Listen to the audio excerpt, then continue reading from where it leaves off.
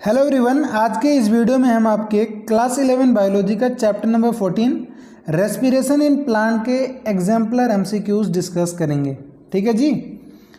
तो सबसे पहला क्वेश्चन जो आपका दिया हुआ है एक बहुत ही आसान सवाल है। कहता है, क्या कहता है? The ultimate electron acceptor of respiration in an aerobic organism is. एक एरोबिक ऑर्गेनिज्म में जो अल्टीमेट इलेक्ट्रॉन एक्सेप्टर होता है वो क्या है? Cytochrome, oxygen, hydrogen, glucose. तो देखिए, आपने पढ़ा होगा एरोबिक रेस्पिरेशन का जो फाइनल स्टेप होता है उसको हम क्या कहते हैं? ETS, electron transport system.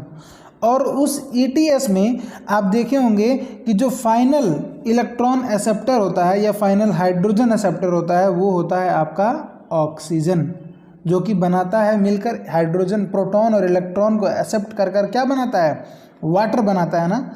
तो आप कहोगे ultimate electron acceptor in aerobic organism is oxygen, जो कि ईटीएस में होता है आपके। ठीक है, चलिए क्वेश्चन नंबर 2 देखिए। कहता है कि phosphorylation of glucose during glycolysis is catalyzed by. तो देखिए, ग्लाइकोलाइसिस के दौरान जो कि आपके साइटोप्लाज्म के अंदर होता है, क्या होता है? सबसे पहले फर्स्ट स्टेप होता है आपके ग्लूकोज में क्या किया जाता है? Phosphorylation.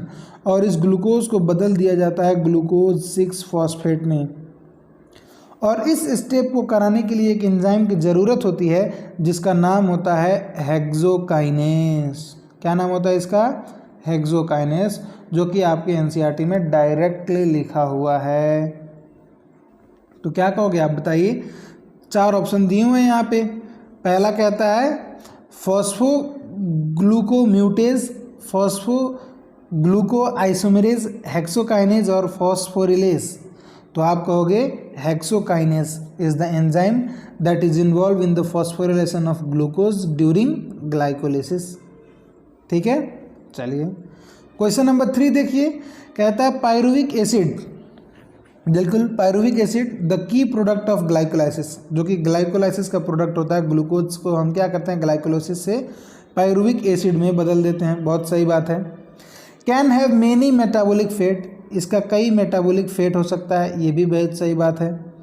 Under aerobic condition in form, aerobic condition में ये क्या बनाता है? क्या ये लैक्टिक एसिड बनाएगा? जी बिल्कुल नहीं।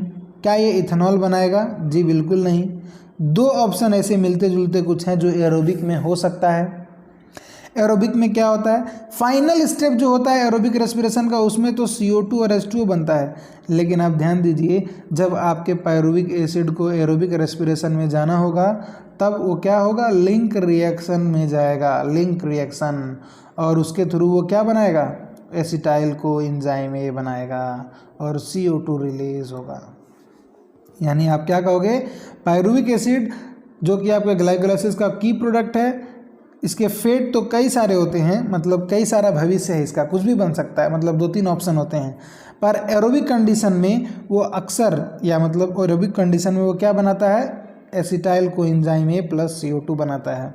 बी नहीं करेंगे क्योंकि बी तो फाइनल स्टेप की बात कर रहा है ना, और यहाँ पे फाइनल स्टेप की नहीं, पायरुविक एसिड की इमीडिएट फेट की, भविष्य की बात कर रहा है, इमीडिएट फ्यूचर की। तो जब एरोबिक जाना होगा तो सबसे पहले आपको क्या? लिंक रिएक्शन चलाना होगा और एसिटाइल को एंजाइम A बनाना होगा। तो आप क्या कहोगे? Option number C is the right answer. Question number 4 देखिए, बहुत आसान सा सवाल। ETS, electron transport system is located in mitochondrial, mitochondria के किस पोजीशन पर, कहाँ पे? Inner membrane, outer membrane, inter membrane space, कहाँ पर? Outer membrane, inner membrane space या इनर मेम्ब्रेन या मैट्रिक्स, कहाँ पर होता है? तो आपके एनसीईआरटी में डायरेक्टली लिखा हुआ है क्या? कि जो ETS होता है it is present in the inner mitochondrial membrane. तो आप कहोगे option number C is the right answer. Okay जी। क्वेश्चन नंबर 5 देखिए। कहता है which of the following exhibits the highest rate of respiration. तो देखिए, अलग अलग प्लांट के पार्ट दिए हुए यहाँ पे, root, leaf, bud root, tip, germinating seed और ग्रोइंग शूट एपेक्स।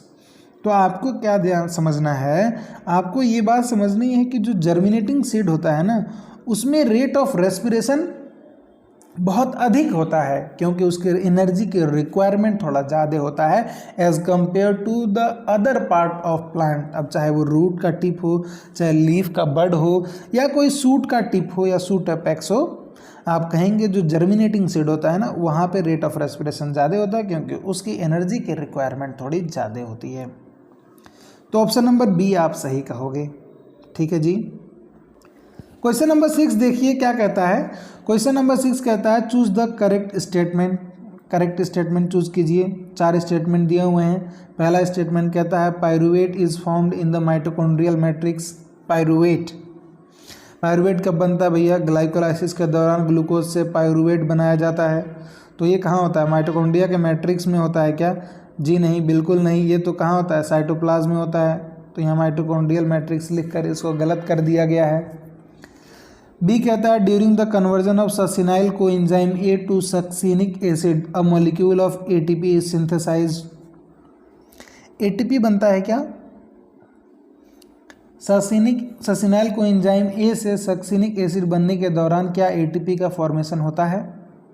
तो आप कहेंगे जी हाँ, एटीपी तो बनता है, पर एटीपी से पहले एक्चुअल में जीडीपी से आपके जीटीपी बनता है, और इसके वजह से ये जीटीपी अब क्या करेगा? एडीपी से आपका एटीपी बनवाएगा।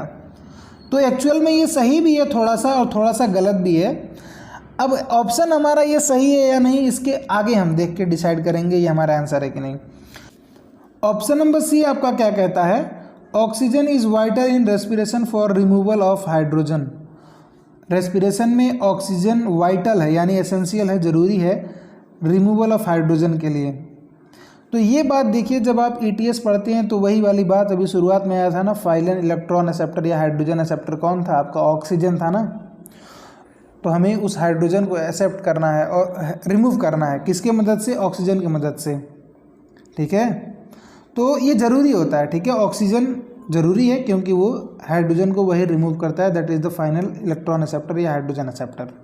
और आप हाइड्रोजन को रिमूव करेंगे तभी आपका फूड ऑक्सीडेशन होगा। ठीक है, और तभी आपको एनर्जी ऑब्टेन होगा उससे। तो ये ज़रूरी है, ये स्टेटमेंट बिल्कुल सही है। और ऑप्शन नंबर डी कहता है there is a complete breakdown of glucose in fermentation. Fermentation में कंप्लीट ब्रेकडाउन होता है क्या ग्लूकोज का? जी नहीं, बिल्कुल ऐसा नहीं होता, सिर्फ एरोबिक रेस्पिरेशन में कंप्लीट ब्रेकडाउन होता है। तो ये वाला तो गलत है, यानी पहला वाला स्टेटमेंट गलत है, चौथा वाला स्टेटमेंट गलत है, और दूसरा वाला थोड़ा बहुत सही है, सही कह रहा है पर थोड़ा सा उल्टा कह रहा है। एक्चुअल में पहले जीटीपी बनता है और उसके बाद एटीपी बनता है। ठीक है, और ये वाला तो बिल्कुल करेक्ट है। तो आप बताओ क्या किसको टिक करोगे? तो आप कहोगे कि ये ऑप्शन नंबर सी ही राइट आंसर है, क्योंकि ये स्टेटमेंट पूरी तरीके से सही है। ठीक है जी, चलिए क्वेश्चन नंबर 7 देखिए, कहता है mitochondria are called power house of cell. Mitochondria को पावर हाउस ऑफ सेल कहा जाता है, बिल्कुल सही। Which of the following observation supports this statement. कौन सा इनमें से जो स्टेटमेंट दिया हुआ है इसको सपोर्ट करता है? किसको? इस स्टेटमेंट को। Mitochondria synthesize ATP. Mitochondria double membrane enzyme of Krebs cycle and cytochrome are found in mitochondria. Mitochondria are found in almost on plant and animal. तो देखिए, माइटोकॉन्ड्रिया सिंथेसाइज करता है एटीपी को, और एटीपी क्या है? आपका energy currency of the cell, energy provide करता है, यानी पावर प्रोवाइड करता है, और इसी की वजह से माइटोकॉन्ड्रिया को power house of the cell कहा जाता है। यानी ऑप्शन नंबर ए ही इस बात को सिद्ध करता है कि mitochondria power house of cell क्यों कहा जाता है। बाकी ये माइटोकॉन्ड्रिया के बारे में बात जो भी लिखा हुआ है, ये सब बातों से हमें ये बात नहीं समझ में आएगी। ठीक है, तो option number A right answer है। और आपका बचा क्वेश्चन नंबर 8 देखिए, कहता है and product of oxidative phosphorylation is. तो ऑक्सीडेटिव फॉस्फोरिलेशन का एंड क्या होता है बताइए? NAD oxygen ADP। देखिए, सबको पता है फॉस्फोरिलेशन हो रहा है यानी ATP तो बनता ही होगा, फॉस्फोरिलेशन हो रहा है यानी ATP बनेगा ही, और उसके बाद ये जो फाइनल ऑक्सीजन को कह रहे हैं ना, फाइलेंट इलेक्ट्रॉन या हाइड्रोजन एक्सेप्टर, तो वो ऑक्सीजन हाइड्रोजन और इलेक्ट्रॉन को एक्सेप्ट करके क्या बनाएगा भैया? वाटर तो बनाएगा, यानी option number D right answer है। क्वेश्चन नंबर 9 देखिए, कहता है match the following and choose the correct option. सबसे पहला लिखा हुआ है मॉलिक्यूलर ऑक्सीजन। अब बताइए, बार बार वही चीज़ रिपीट हो रही है। ऑक्सीजन जब भी आएगा ना, तो उसका काम क्या है भैया, हाइड्रोजन एक्सेप्टर। पूरे के पूरे रेस्पिरेशन में देखिए बार बार ये शब्द पूछा जा रहा है, ऑक्सीजन क्या है, ऑक्सीजन क्या है, फाइनल इलेक्ट्रॉन एक्सेप्टर कौन है। तो मॉलिक्यूलर ऑक्सीजन का काम भैया एक ही चीज़ है कि हाइड्रोजन को एक्सेप्ट करना। अच्छा, और वहाँ पे देखिए इलेक्ट्रॉन एक्सेप्टर कौन है, तो इलेक्ट्रॉन एक्सेप्टर आपने पढ़ा हुआ है ईटीएस में, क्या होता है, साइटोक्रोम एक इलेक्ट्रॉन एक्सेप्टर है, वो इलेक्ट्रॉन कैरियर है। अच्छा बताइए ये पायरुवेट डिहाइड्रोजिनेस क्या है चीज़ है, तो ये पायरुवेट डिहाइड्रोजिनेस चीज़ वो है जो एंजाइम है जो कि आपके लिंक रिएक्शन में काम आता है, जो कि आपके लिंक रिएक्शन में काम आता है। और लिंक रिएक्शन से क्या बनता है, एसिटाइल कोएंजाइम ए बनता है ना, तो आप उसको मैच कराओगे। और बचा एक डीकार्बोक्सिलेशन यानी अल्फा कीटोग्लूटेरिक एसिड, उसे मैच करा देंगे अगर आप नहीं जानते हैं। पर आपको जानना चाहिए कि अल्फा कीटोग्लूटेरिक एसिड का हम जब डीकार्बोक्सिलेशन कराते हैं तो वो सक्सिनाइल कोएंजाइम ए बना देता है, यानी मैच कर रहा है, डीकार्बोक्सिलेशन अल्फा कीटोग्लूटेरिक एसिड से मैच कर रहा है। तो आपका सही आंसर क्या होगा, ए का बी है और बी का सी है, ए का 2 है, बी का 3 है, सी का आपका क्या है 4 है और डी का 1, यानी option number A is the right answer. तो इस चैप्टर में आपके 9 क्वेश्चन दिए हुए थे, सभी के सभी आपने डिस्कस कर लिए। आई होप आपको समझ में आ गया होगा। ठीक है जी, so thank you very much for watching and see you in next video.